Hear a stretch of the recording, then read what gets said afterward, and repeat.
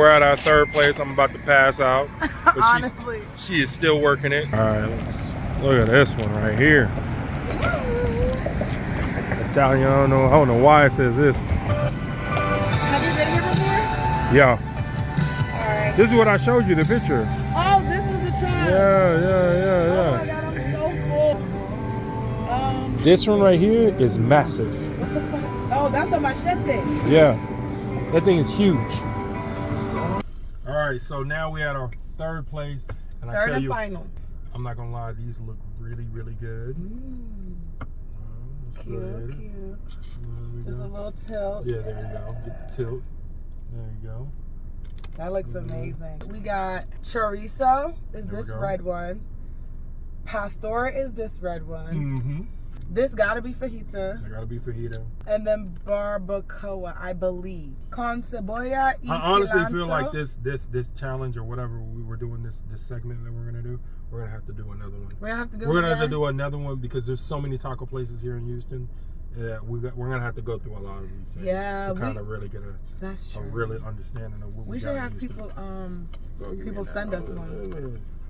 Yes, if y'all know anyone, send us one. We should get some recommendations. We're gonna get some recommendations. All right, come on. Let's go. Was it That was good? pretty good. Mm-hmm. That's the fajita? Yeah, I think so. The meat is really fatty, but Yeah, it's very salty fatty. as hell. Yeah, it really is. All right, We got I'm a little coming. bit of the sauce. All right, cheers. Cheers.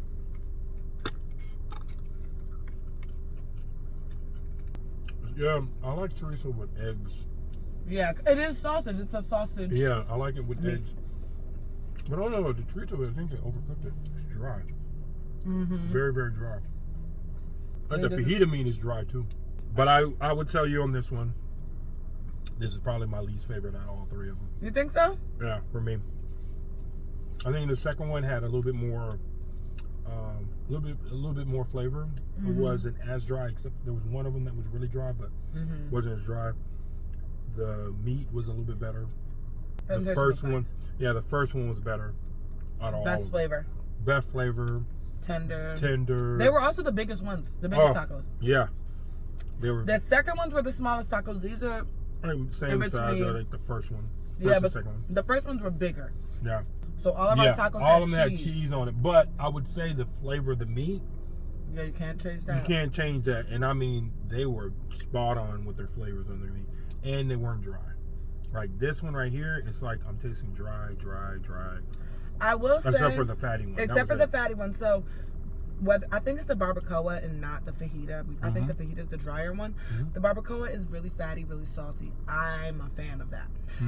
I think that the barbacoa here was better than the barbacoa at the second place because, like we said, at the second place where we got the 5 tacos, both of our beef options were dry. Or very dry. We couldn't tell which one was fajita or barbacoa, but they were both dry. Yeah. Yeah, I like the El Pastor at the second place better because you can taste the hint of pineapple.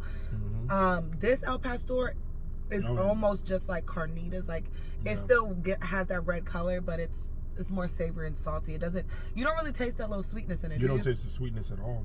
I don't taste the sweetness in this one at all. Yeah. The second one had the best sweetness in there. When you bit it, you immediately tasted it. Immediately tasted it. Knew exactly where it was coming from. Definitely better.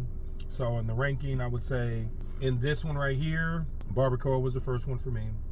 I would say Pastor's number 2, fajita 3, and the chorizo last? And the chorizo last. Chorizo was just dry, really dry to me. If I was given a recommendation, let's just say I was given a recommendation. If you go to the first place that we went to, literally you could get anything off the menu. Yeah. But specifically the fajita and the tropa, and the tropa is pork. If I have recommendations for the first place, I would suggest the fajita, number 1, you have to. Got it. This is number 1. I agree. You have to get that from the first place. Also, the tropa is a good second if you like pork. And I really did like their charo beans. From the second place, my first choice that I would suggest is the carnitas.